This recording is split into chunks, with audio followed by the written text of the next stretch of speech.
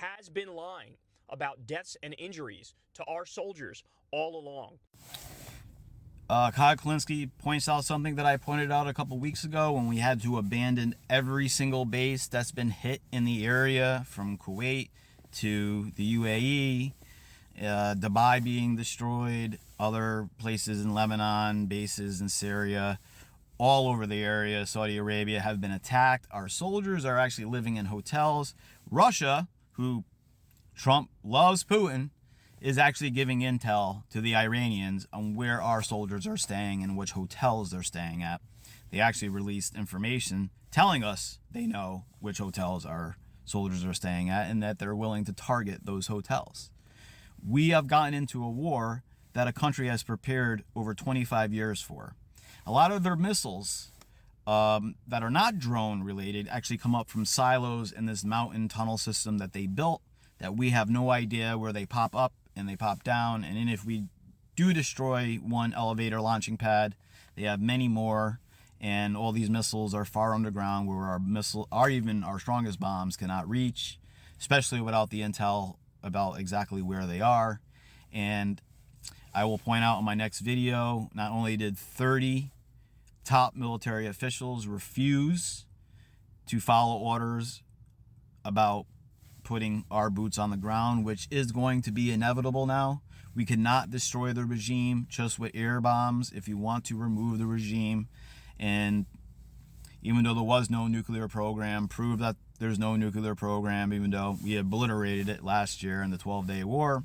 Somehow we have to do it again. But it was never about the Iranian people. If it was, we wouldn't have killed 200 school children with a Tomahawk missile that has cameras all over it and you stare it into a building. The school was surrounded by children's murals. You can see that. Not to mention there's a satellite in space watching the rocket. So there's no way we shoot a $5 million rocket from, I forget the exact ship that it was shot from, but they know.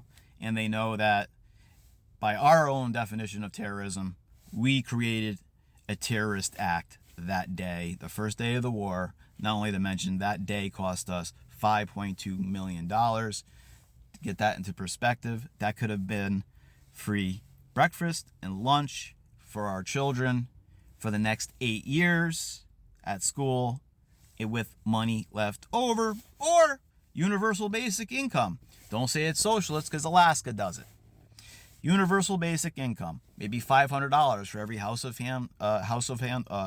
of household, for the next 10 years. And that would be to every family in America to get them a head start, just like they do in a lot of the countries like Finland and Sweden. They do this as well. Every month they get a basic stock pie buyback. Hell, the fucking stock and CEOs can get their buybacks. U.S. citizens can get buybacks on the resources of America too, and our economy.